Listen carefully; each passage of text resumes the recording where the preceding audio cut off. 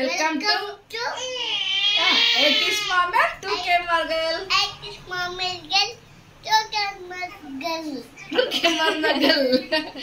Okay friends, தினம் ஒரு சட்னில இன்னைக்கு ஒரு டிஃபரண்டான சட்னி பார்க்க போறோம்.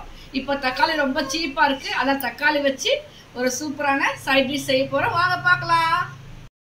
இப்போ தக்காளி சட்னி செய்யறதுக்காக ஒரு 10 தக்காளி இது மாதிரி சிவப்பா இருக்கிறத எடுத்து வாஷ் பண்ணி எடுத்துக்கறாங்க ஃபர்ஸ்ட். அப்புறம் இட்லி பாத்திரத்தை வச்சு இந்த மாதிரி பிளேட் போட்டு ஹீட் பண்ணிக்கலாங்க. இந்த கழுவி வச்சிருக்க தக்காளியை நம்ம இப்படி வச்சுக்கலாம். ஏன்னா இதுல இருக்கிற தோல் எல்லாம் நம்ம எடுத்துட்டு போறோம். அதனால ஃபர்ஸ்ட் நம்ம இது மாதிரி இட்லி குண்டால வச்சு இந்த தோல் எல்லாம் எடுத்துடலாம். ஒரு 10 மினிட்ஸ் வச்சு எடுத்துக்கலாங்க. தோல் நல்லா ஈஸியா வந்துடும் நம்மளுக்கு. அதே மாதிரி நம்மளுக்கு தக்காளியும் கொஞ்சம் வெந்துடும். இந்த மாதிரி வச்சாச்சுங்க. இப்போ நம்ம இந்த மூடியை போட்டு ஒரு 10 மினிட்ஸ் கழிச்சு ஓபன் பண்ணி பார்க்கலாம். 10 மினிட்ஸ் ஆயிடுச்சுங்க. இப்போ ஓபன் பண்ணி பார்க்கலாம். வாவ், இங்க பாருங்க தோல் எல்லாம் நல்லா வந்துட்டு இருக்கு. இப்போ இதை ஒரு பிளேட்ல மாத்தி ஆற வச்சிடலாம்.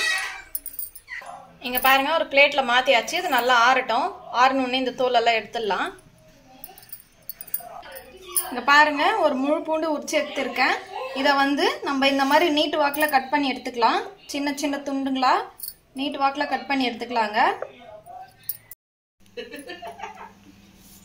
கழுவி வச்ச பாத்திரத்தெல்லாம் என்ன அமுக்கெல்லாம் பண்ணின்னு இருக்கா பாருங்க. பாருங்க சேட்டி.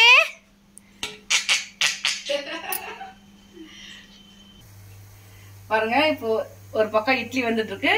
இப்போ அந்த இட்லிக்கு மேட்சிங்கா ஒரு சட்னி பண்ணலாம். டிஃபரெண்டான சட்னி. வாங்க எப்படி செய்யுதுன்னு பார்க்கலாம்.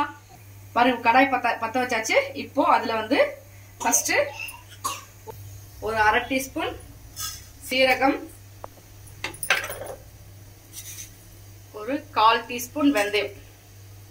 இதுதாங்க இந்த டேஸ்ட். இந்த சட்னிக்கான டேஸ்ட்டுக்கே இதுதாங்க மெயின். இப்போ இது நல்லா வெறும் கடாயில நல்லா ப்ரௌனா தீயாம வறுத்துக்கலாம். நல்லா ரெட்டா பாருங்க நல்லா வறுத்துச்சு. இப்போ இதை எடுத்துக்கலாம். பிளேட்ல கொட்டியாச்சு. இது நல்லா சூடு ஆறட்டும். இது பொடி பண்ணிக்கணும். இப்போ அதே கடாயை வச்சுட்டு இங்க பாருங்க நான் நல்லெண்ணெய் விடுறேன். அதாங்க டேஸ்டா இருக்கும் இதுக்கு. பாருங்க எண்ணெய் காஞ்சிச்சு. இப்போ கடுகு போட்டுக்கலாம். 2 காஞ்ச மிளகாய் போட்டுக்கலாம். இப்போ இதுக்கு வெங்காயம் போடுறாங்க. பூண்டு கட் பண்ணி வச்சிருக்கோம் ஒரு 10 பல்லு பூண்டு. இதையும் போட்டு நல்லா பூண்டு ப்ரௌன் ஆகிற அளவுக்கு நல்லா வதக்கலாங்க. இது எடுத்து வச்சு சாப்பிடலாம், கெட்டு போகாது.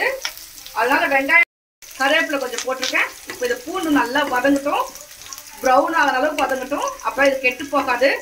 இது சட்னி. இந்த சட்னி இட்லி, பூரி, சப்பாத்தி, தோசை எல்லாத்துக்கும் சாப்பிட ரொம்ப டேஸ்டா இருக்கும். எடுத்து வச்சு சாப்பிடலாம், கெட்டு போகாது. பாருங்க பூண்டு நல்லா ப்ரௌனா வதங்கிடுச்சு. இப்போ தக்காளி அரைச்சி வச்ச தக்காளியை கொட்டிக்கலாம்.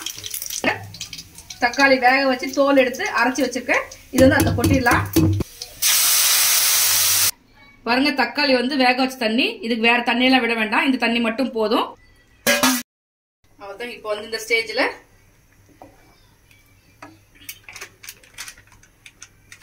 ஒரு 2 ஸ்பூன் வெறும் மிளகாய் பொடி போட்டிருக்கேன். உங்களுக்கு காரம் தேவைப்பட்டா இன்னும் கொஞ்சம் குறைச்சிக்கோங்க, ஏத்திக்கோங்க. நான் 2 ஸ்பூன் போட்டிருக்கேன். ஒரு 1/4 டீஸ்பூன் மஞ்சள் பொடி போட்டுக்கலாம். தேவையான அளவு நான் 1 ஸ்பூன் உப்பு போட்டிருக்கேன். அப்புறம் பார்த்து போட்டுக்கலாம். அவ்வளவுதான். நல்லா கெட்டி ஆகட்டும். ஒரு தட்டு போட்டு கண்ணாடி தட்டு போட்டு மூடிடலாம். மேல தெரிக்கும். நல்லா கெட்டி ஆக்குங்க.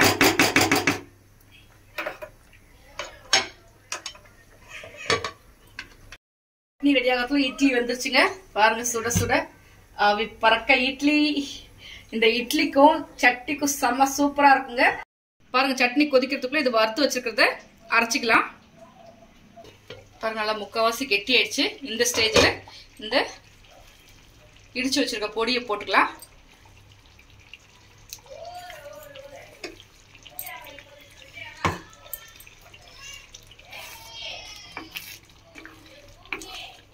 பாருங்க இது நல்லா வதங்கட்டும்.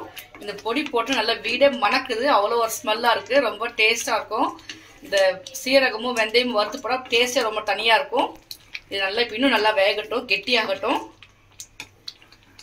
வாசம் ரொம்ப சூப்பராக இருக்குது பாருங்க. அவ்வளோதாங்க, சட்னி ரொம்ப கெட்டியாயிடுச்சு. அவ்வளோதான், ஸ்டவ் ஆஃப் பண்ணிக்கலாம். இந்த சட்னி வந்து இது வந்து எதுவும் நம்ம எல்லாமே வதக்கி செஞ்சதுனால இதை அப்படியே எடுத்து ஸ்டோர் பண்ணி ஃப்ரிட்ஜில் வச்சுன்னு ஒரு மாதம் கூட கெடாது. இப்போ நம்ம அப்படியே சாப்பிட்றத கொத்தமல்லி போட்டுக்கலாம், இல்லாட்டி அப்படியே எடுத்து ஃப்ரிட்ஜில் ஆற வச்சு ஃப்ரிட்ஜில் வச்சுருங்க. ஒரு மாதம்னாலும் கெடாது. இது தோசை, இட்லி, சப்பாத்தி, சாதத்துக்கு இன்னும் சூப்பராக இருக்குங்க. சாதமும் போட்டு பிசைஞ்சு சாப்பிட இது எல்லாம் கடாயில் இதெல்லாம் எடுத்துட்டு இதில் சாதம் போட்டு சாப்பிட ரொம்ப சூப்பராக இருக்கும். இப்போ ஸ்டவ் ஆஃப் பண்ணிவிட்டேன். இப்போ நான் இட்லியோட தொட்டு சாப்பிட போகிறேன். எப்படி இருக்கு பார்க்கலாம் வாங்க. சூப்பர்கா இருக்கும். தமிழ் பேச வராது, சூப்பர்கா இருக்கும். தமிழ் தெலுங்கு ரெண்டும் மிக்ஸ் பண்ணி சொல்றான் பாருங்க. நான் 2 இட்லிக்கு 1 ஸ்பூன் சட்னி தான் வச்சிருக்கேன். 1 ஸ்பூன் சட்னி 10 இட்லி கூட சாப்பிடலாம். ரொம்ப டேஸ்டா இருக்கும். நான் எப்படி செஞ்சு சாப்பிட்டு பார்க்க போறேன்.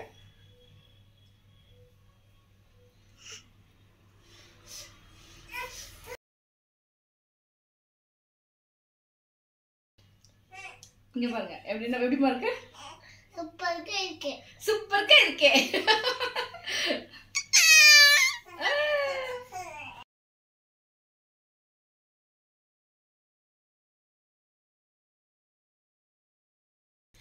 ரொம்ப டேஸ்டா இருக்குங்க. அந்த இந்த ஹைலைட்டே அந்த வெந்தயம் சீரகம் பொடி ரொம்ப சூப்பரா இருக்கு. டேஸ்ட் ரொம்ப சூப்பரா தூக்கி கொடுக்குது. இதே மாதிரி நீங்க செஞ்சு பாருங்க, சமைச்சு பாருங்க.